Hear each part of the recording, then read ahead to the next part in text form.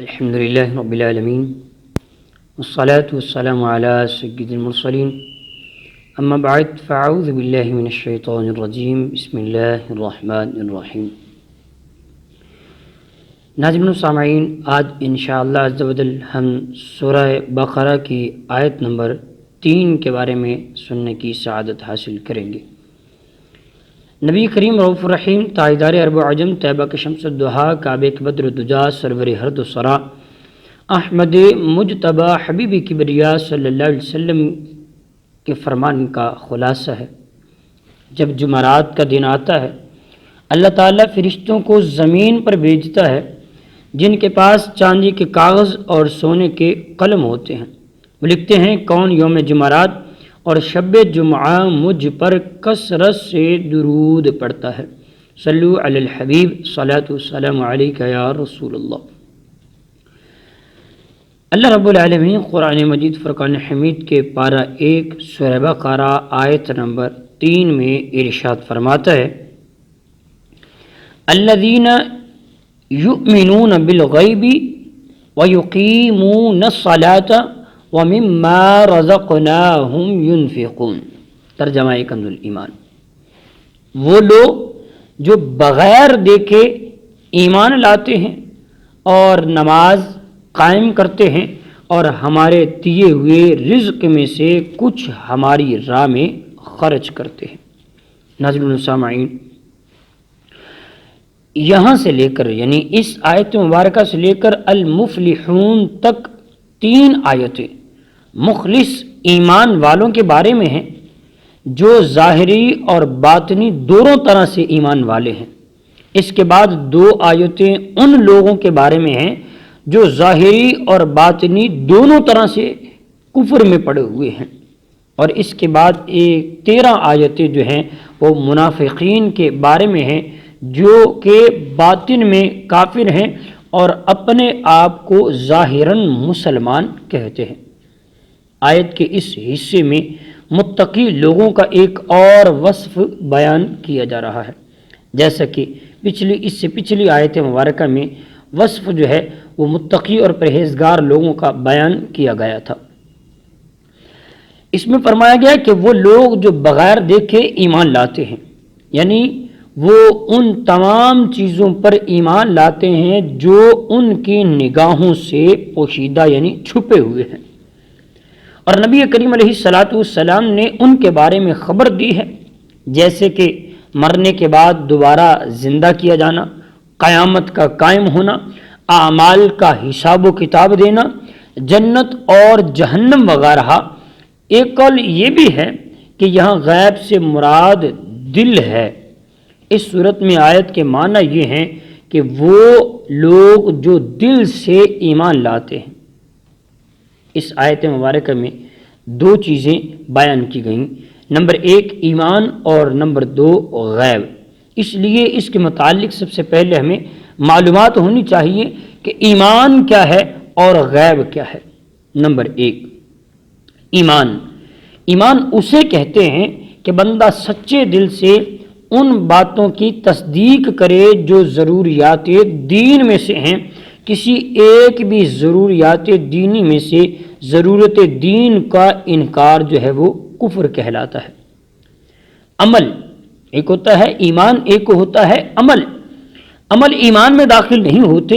اس لیے قرآن پاک میں ایمان کے ساتھ عمل کو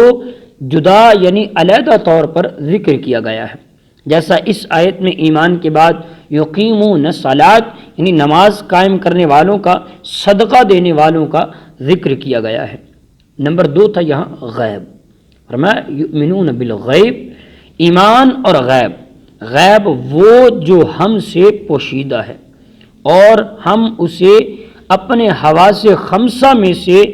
جو ہے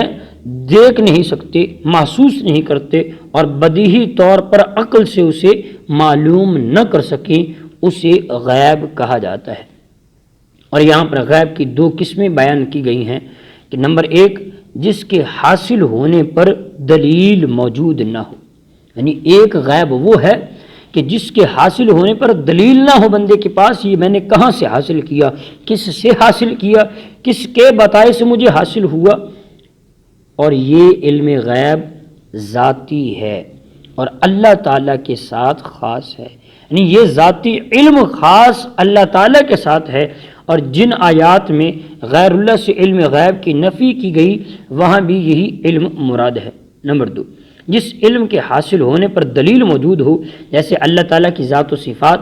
گزشتہ انبیاء کرام علیہم السلام اور قوموں کے احوال، نیز قیامت میں ہونے والے واقعات وغیرہ کا علم، یہ سب اللہ کے بتانے سے پتہ چلتے ہیں۔ اور جہاں بھی غیر اللہ کے لیے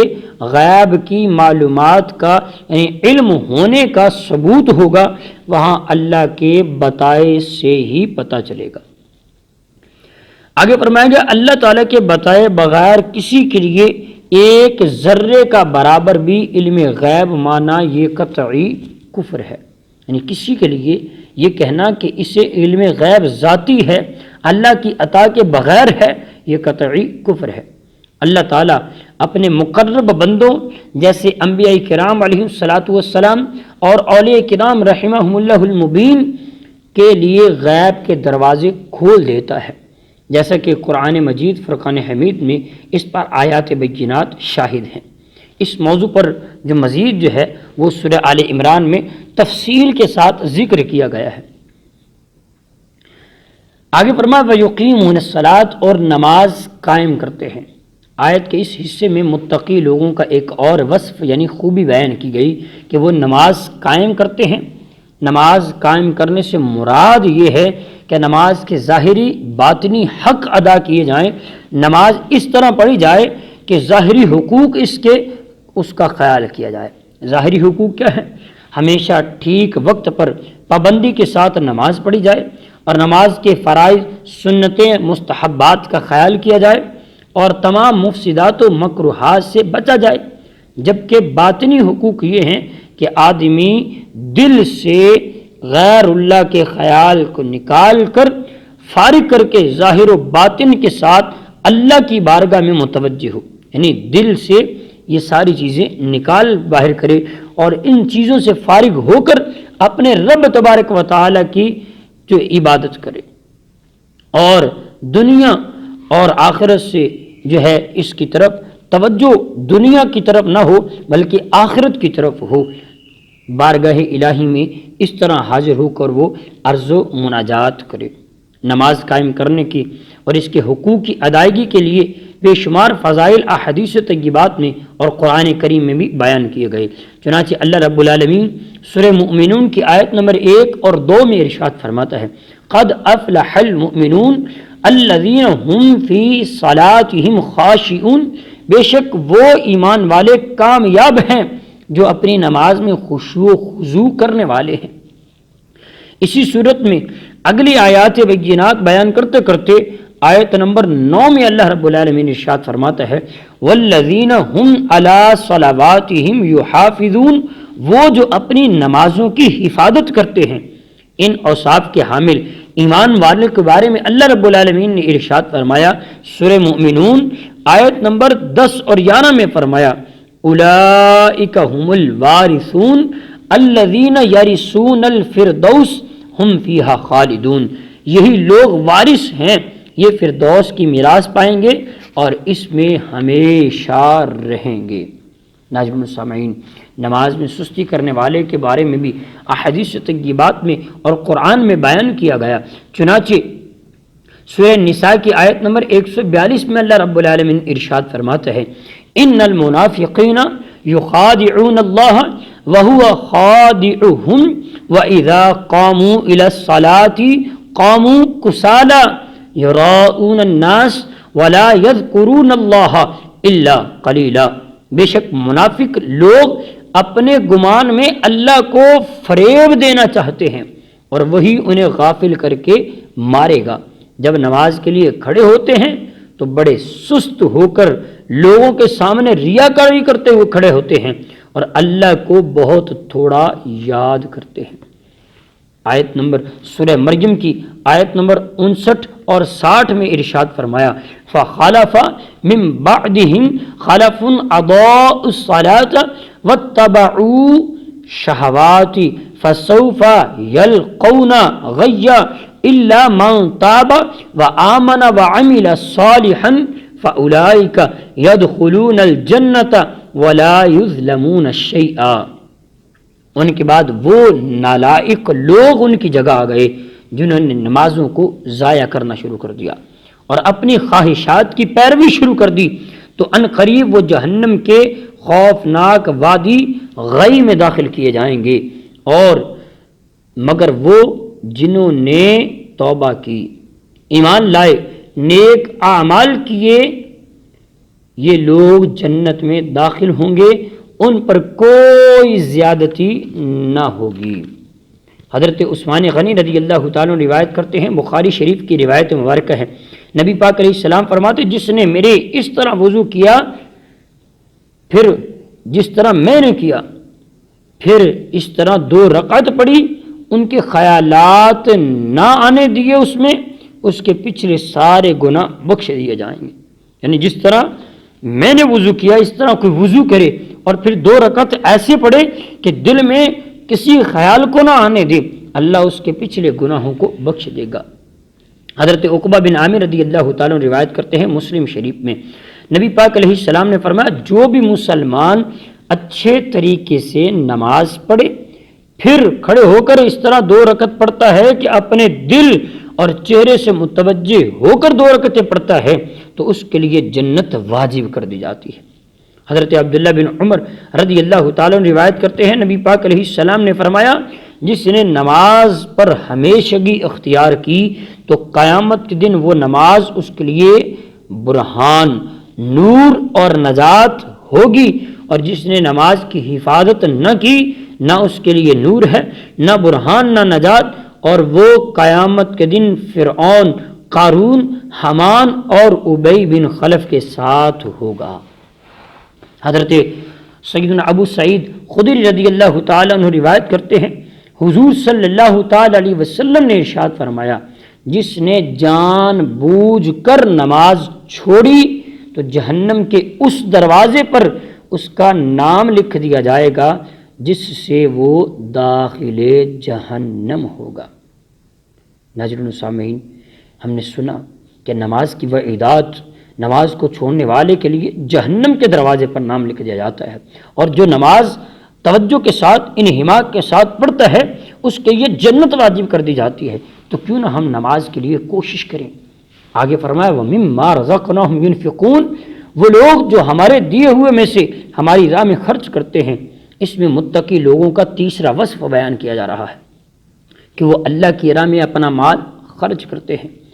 یہاں راہ خدا میں خرچ کرنے سے مراد یا زکوٰۃ مراد ہے، جیسے کئی جگہوں پر نماز کے ساتھ زکوٰۃ کا تذکرہ ہے، یا اس سے مراد تمام قسم کے صدقات نافلہ ہیں، جیسے غریبوں، مسکینوں، طلباء، علماء، اساتذہ، مساجد و مدارس وغیرہ کو دینا، نیز اولیاء کرام یا فوت شدگان کے لیے ایصال ثواب پر جو خرچ کیا جاتا ہے وہ بھی اس میں داخل ہیں۔ یہ سارے صدقات نافلہ ہیں۔ آیت میں فرمایا گیا جو ہمارے دیے میں سے ہماری راہ میں کچھ خرچ کرتے ہیں۔ اس سے پتہ چلا کہ راہ خدا میں مال خرچ کرنے میں ایسا نہیں ہونا چاہیے کہ اتنا زیادہ مال خرچ کر دیا جائے کہ خرچ کرنے کے بعد آدمی پچھتائے، اور نہ ہی خرچ کرنے میں بخل یعنی کنجوسی کی جائے، بلکہ اس میں میانہ روی یعنی اعتدال کیا جائے۔ اس چیز کی تعلیم دیتے ہوئے اللہ رب العالمین سورہ بنی اسرائیل کی آیت نمبر 29 میں ارشاد فرماتا ہے وَلَا تَجْعَلْ يَدَكَ مَغْلُولَةً إِلَىٰ عُنُقِكَ وَلَا تَبْسُطْهَا كُلَّ الْبَسْطِ فَتَقْعُدَ مَلُومًا مَحْسُورًا، اور اپنا ہاتھ اپنی گردن سے باندھا ہوا نہ رکھو اور نہ پورا کھول دو کہ پھر ملامت میں یعنی حسرت میں بیٹھے رہ جاؤ۔ آخر میں فرمایا اور کامل ایمان والوں کا ایک اور وصف فرمایا والذین اذا انفقوا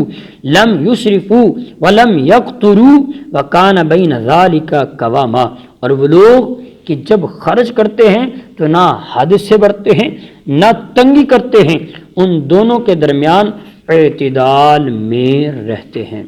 ناظرین و سامعین، آج ہم نے یہ سماعت کیا کہ نماز چھوڑنے والا اور نماز کی ادائیگی کرنے والوں کے لیے کیا کیا بشارتیں اور وعیدیں بیان کی گئی ہیں، اور جو اللہ کی راہ میں خرچ کرتے ہیں ان کے لیے کتنی فضیلتیں ہیں۔ اللہ تبارک و تعالی ہمیں عمل کرنے کی توفیق عطا فرمائے، 5 وقتہ نماز کی پابندی کی توفیق عطا فرمائے۔ آمین بجاہ نبی الامین صلی اللہ تعالی علیہ وسلم۔